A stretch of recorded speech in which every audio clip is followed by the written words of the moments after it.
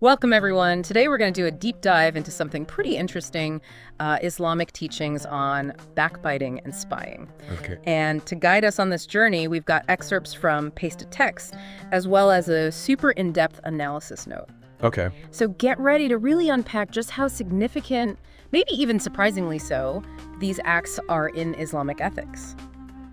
Yeah, I think a lot of times these can almost seem small or insignificant, right? Oh, yeah. Like, whatever. Mm-hmm. But they actually, if you look at them closer, they really touch on the huge emphasis that Islam places on things like respect, trust, community, and really, how we treat each other. Yeah, absolutely. And I'm really curious to see what the Quran has to say about this stuff.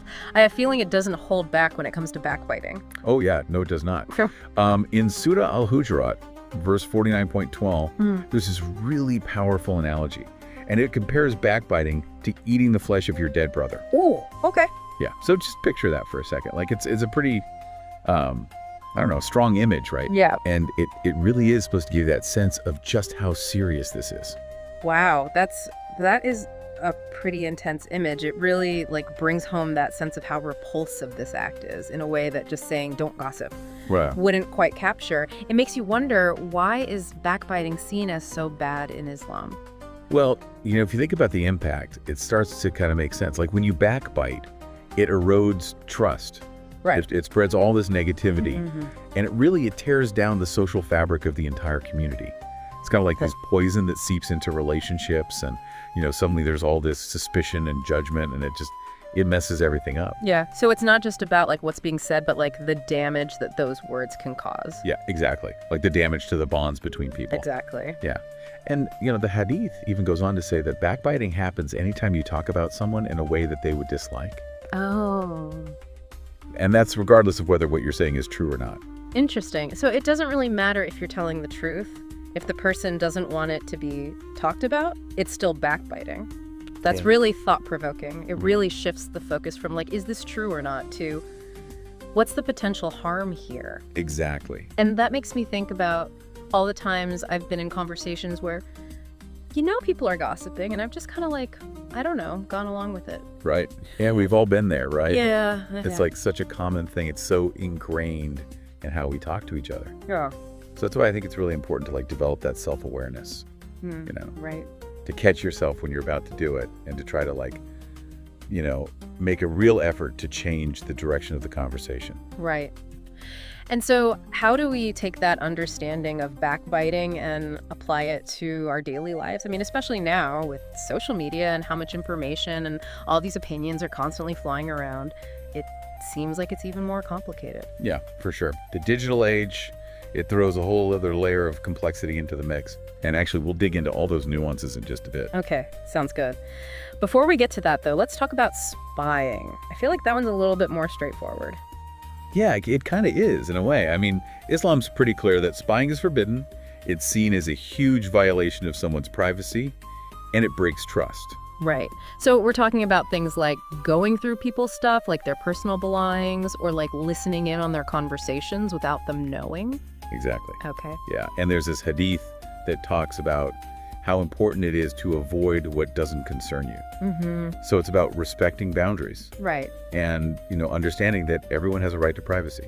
So it's not just avoiding actual intrusion, but also about cultivating that sense of respect for other people's personal space, even in the digital world, I guess, right? Exactly, yeah.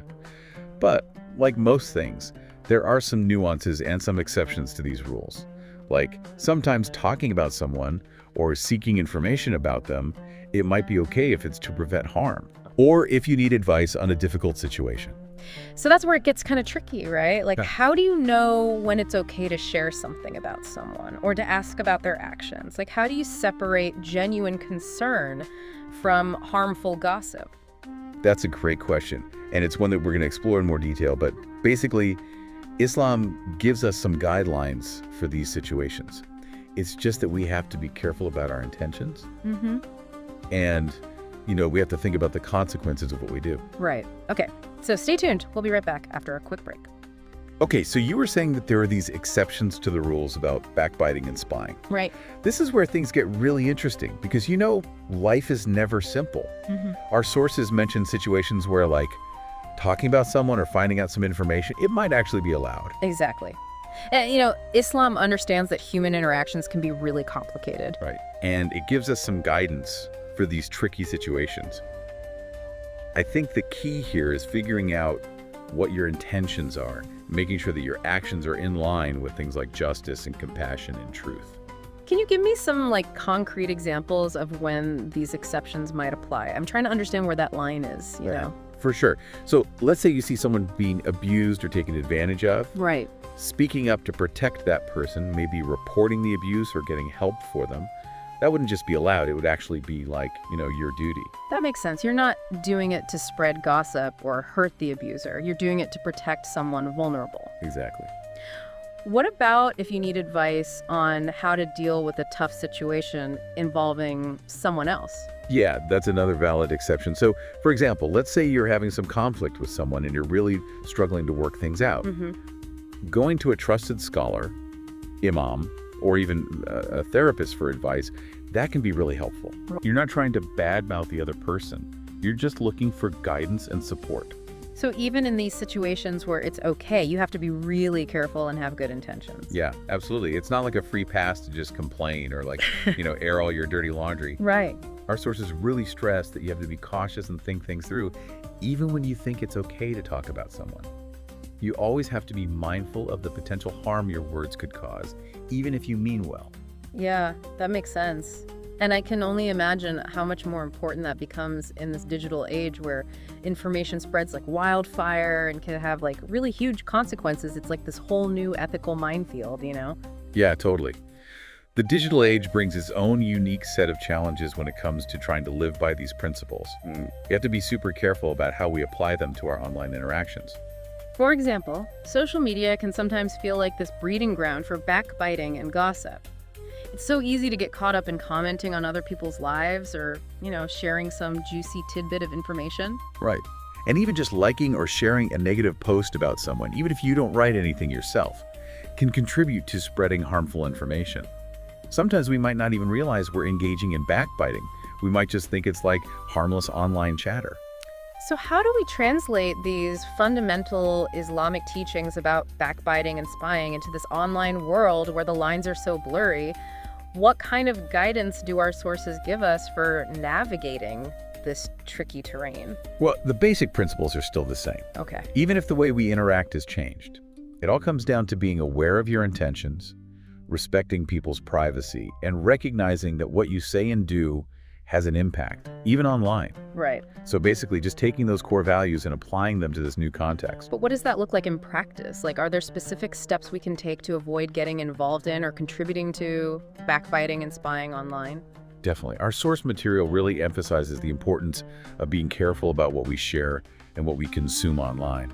It encourages us to ask ourselves some key questions. Am I contributing to negativity? Am I helping to spread harmful information? Or am I using these platforms to promote good things like positivity, respect, and understanding? So it's about being more aware of a content we engage with and thinking about what could happen because of what we do online. Instead of just passively scrolling through our feeds, we have to actively try to create a more positive and ethical online space. Exactly. And I guess that also goes for how we use messaging apps like WhatsApp. Are we sharing private things without permission? Are we part of group chats where everyone's backbiting? Those are definitely areas where we need to be more careful. Yeah, you're right. It's all about making conscious choices about how we use these tools. So basically, we need to constantly be checking ourselves and making sure that how we act online matches up with Islamic values. Right. It's not always easy, especially when it seems like everyone else is doing these things. It's definitely a challenge. But remember, even small acts of kindness and respect can have a big impact. By choosing not to backbite or spy online, you're not just following Islamic principles, you're also contributing to a more positive and ethical digital culture. That's a great point. It's about shifting from thinking about what I get out of this to thinking about what's good for everyone, even in the digital world. It reminds me of how important community and social responsibility are in Islam. Yeah. Exactly. But with all the temptations and complexities of the online world, how do we stay true to these values and not fall into those traps? That's where your own internal compass comes in. Okay. You have to remind yourself of what you truly value, what you believe in, and the kind of person you want to be. It's about strengthening that inner moral foundation so that you don't get swayed by peer pressure or what's trendy. So it's about cultivating that inner strength and resilience to stand by your values, even when it's not popular or easy. It makes me think about how important it is to seek knowledge and surround yourself with people who have the same values as you. You're absolutely right. Learning about Islamic teachings, going to lectures, having discussions, and connecting with people who value ethical behavior, all of that can give you the support and inspiration you need to stay committed. It sounds like this ongoing journey of learning, growing, and getting better. It's not about becoming perfect. Right. It's about trying to become a better version of yourself, both online and offline. Exactly. It's about recognizing that we're all works in progress. We can always learn and grow in how we understand and live out these important Islamic values. And as we continue on this journey, I think it's so important to remember the big picture, the reason why these teachings are so crucial. It's not just about following rules or avoiding getting punished. It's about creating a more just, compassionate, and harmonious society. I couldn't agree more. By upholding these principles of respect, privacy, and responsible communication, we're making the world a better place for everyone now and in the future. Yeah. Well, I think that's a good place to pause for now. We've really gone deep on this deep dive into how Islam looks at backbiting and spying. We have. But before we finish up, I want to make sure that we really hit on those key takeaways for our listeners. Okay, yeah. What are the main messages they should take with them from all of this? Yeah, it's super important to boil all this down into something we can actually use in our lives, right? Right. So I'd say the biggest thing to remember is just how seriously Islam takes these things. Backbiting and spying, these aren't just oops moments. Yeah. They're really big sins. Yeah. And they have consequences that can spread out and affect not just individuals, but the whole community. But it's not just about avoiding getting in trouble, right? Yeah. It seems like it goes way beyond that. Yeah, totally. It's really about trying to live out those core Islamic values like respect, empathy, and being present in every interaction you have, whether it's online or in person. So it's a change in how you think, not just avoiding obvious gossip or snooping around. Yeah. It's more about realizing that even the things you do without meaning any harm can still hurt people. Yeah. And our sources are really clear that these teachings apply to everyone, Muslim or not. Respecting privacy, being careful about what you say, thinking about how your actions affect others, those are things that can benefit all of humanity, not just Muslims. Totally agree. It's like this blueprint for building a world that's fairer, more compassionate, and more in harmony. I love that. As we wrap up this deep dive, I want to leave our listener with a challenge. We talked a lot about how tough it is to stick to these values in our modern world, especially online. But what can we do, both as individuals and as a community, to really tackle these problems of backbiting and spying? Ooh, that's a good one. It's something we all need to think about. But I think it starts with each of us looking inward and becoming more self-aware. We need to constantly be checking our intentions, our words, and our actions. And maybe it's also about creating spaces, both online and off, where kindness and respect are like the default setting. Places where people feel safe to be themselves without worrying about being judged or gossiped about. Oh, I love that idea, like fostering a culture where we hold each other accountable when someone steps over the line, Right. But do it gently, with compassion. Yeah. Building this culture of awareness and caring for each other, our source material gives us a solid base to build on. To everyone listening, we encourage you to keep exploring these ideas, to go deeper into the teachings of Islam, and to find real ways to live out these values in your everyday life. Yeah, and remember, this journey towards ethical behavior, it never really ends. There will be bumps along the way, but there will be amazing things too. Embrace it all, keep learning, and try to make a positive difference in the world around you. Well said. Thanks for joining us on this deep dive. Until next time, keep learning, keep growing, and keep searching for truth.